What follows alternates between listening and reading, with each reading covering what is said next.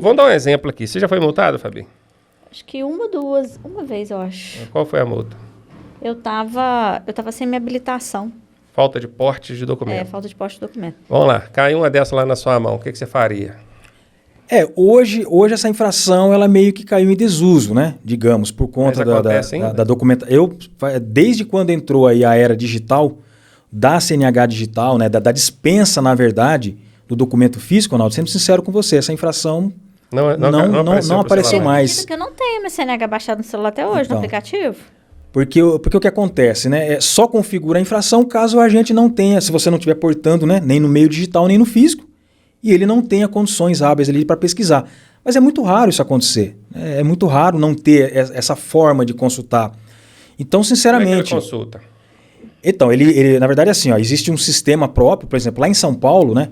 A PM, a Polícia Militar... Como é que a polícia acessa esse sistema? Então, é o mesmo sistema, eles possuem acesso ao mesmo sistema que o Detran. O sistema lá de São Paulo chama Prodesp, né? Uhum. E esse sistema Prodesp permite com que os agentes façam a mesma consulta como o pessoal de dentro do Detran. Pergunta para você. A minha carteira é de Minas. Se eu estiver dirigindo lá em São Paulo, o policial, o agente que estiver fiscalizando lá, ele vai ter acesso a essa informação do Detran de Minas? Consegue. É assim, a única diferença é que quando é de outros estados, as informações elas saem um pouco mais suprimidas. Não é uma informação completa de quando a CNH e o veículo são registrados em São Paulo.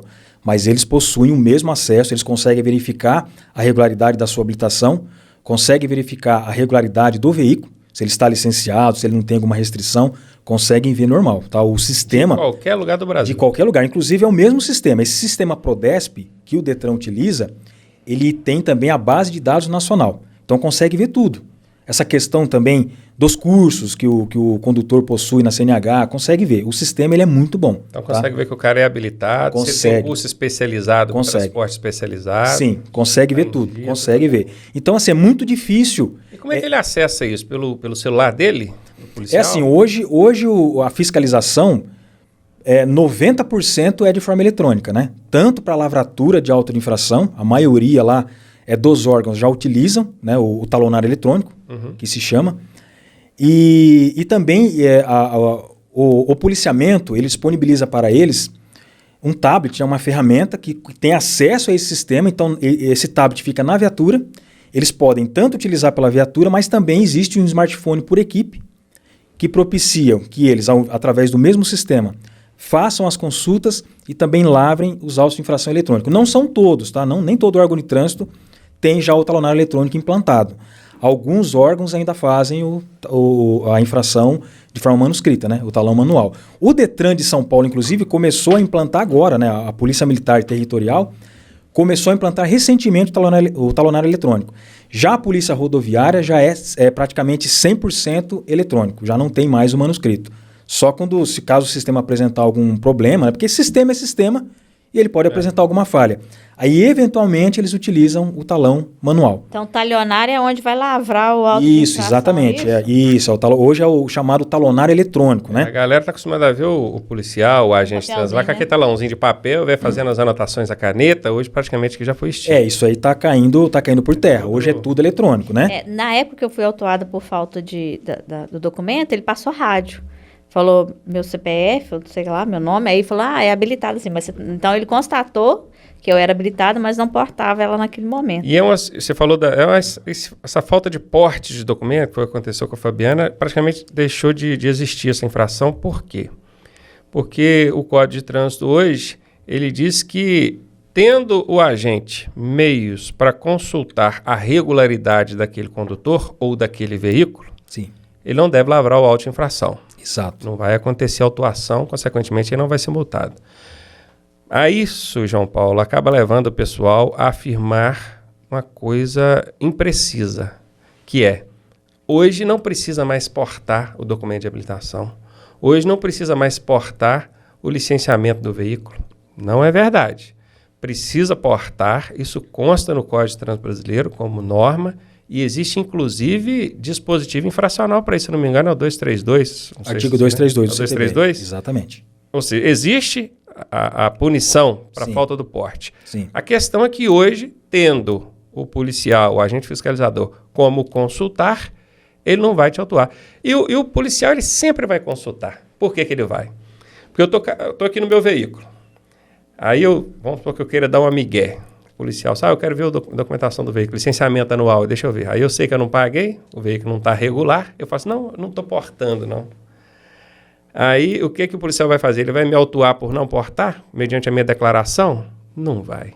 Ele vai consultar e vendo que o veículo está irregular, ele vai autuar pela falta de licenciamento, que é uma infração gravíssima. Exatamente. Já a falta do porte, salvo engano, é leve. É leve. Então, amigué, a mesma coisa é a Fabiana. Às vezes a Fabiana foi pega dirigindo uma carreta. Ela fala, eu não estou com a minha habilitação aqui, não. Aí o policial vai multar pela falta de porte? Vai autuar pela falta de porte? Não vai. Ele vai consultar para ver se ela é habilitada, se ela é habilitada naquela categoria, se a habilitação dela está regular, né? Porque hoje em dia, você dirigir um veículo CDOE, categoria CDOE, tem que ter exame toxicológico, tem que ter em dia, tem todo um aparato. E ele vendo que está irregular, ele vai aplicar a autuação para aquilo ali. E não vai simplesmente... Então, na minha opinião, você como ex-policial rodoviário estadual, não é? No estado de São Paulo, deixou de ser, parece que tem 4 anos que você não trabalha mais. 4 anos. Você procederia dessa forma, não é? Sim. Cheguei e falei assim, não, eu estou sem a minha habilitação aqui. Você vai, não, deixa eu lavrar aqui para você, falta de porte. A consulta ela é primordial e indispensável, sendo apresentado o documento ou não, né? Porque você tem que se certificar se está em situação irregular. Aquela habilitação, aquele documento do veículo.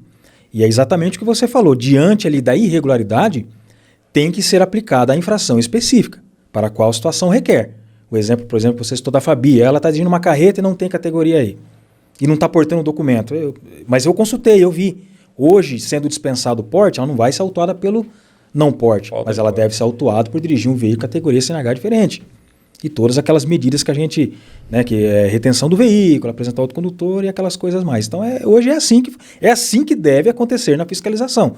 Porque o agente de trânsito que não proceder com a consulta, ao meu entender, ele está desvirtuando do que deve ser o serviço. Perfeito. Que é exatamente a fiscalização. Vamos para o entendimento de um caso prático aqui. Ó. Eu trabalhando na Superintendência Regional de Educação, um colega meu de trabalho, um senhor já, ele foi autuado por falta de porte, de licenciamento do veículo. Aí ele chegou lá para mim na segunda-feira, chateado, ó, o policial me autuou aqui por falta de porte do licenciamento do veículo. E realmente eu não estava portando. Eu ouvi falar que agora não é obrigado mais a portar. Eu falei assim, não, peraí, só tem que portar sim. Tem que portar sim. Contudo, se na hora que ele te abordou, ele consultou no sistema, viu que o veículo está licenciado, ele não vai te autuar pela falta de porte. E aí eu falei com ele o seguinte, eu tenho certeza que ele consultou, porque senão ele tinha te autuado pela falta de licenciamento. E consultou mesmo. Consultou mesmo. Ele foi lá, consultou, viu que o veículo estava licenciado. Não, vou te dar uma multa aqui por falta de porte. Aí nós recorremos com base nesse erro procedimental, não é? Exatamente. Ele não poderia ter autuado uma vez que ele consultou e viu que o veículo está licenciado. Exato. É isso que acontece. Estou certo? Exatamente isso. A gente vai analisar exatamente o que diz o texto da lei, né? Numa situação como essa, já que o porte, no caso, igual você falou, não é que é dispensado o porte, digamos assim. Ele tem que portar. Mas se ele tinha meios hábeis de consultar, este auto de infração ele tem que ser considerado inválido, tem que ser nulo. Foi aplicado ali uma infração que não deveria subsistir. Na Jari foi recusado, você acredita?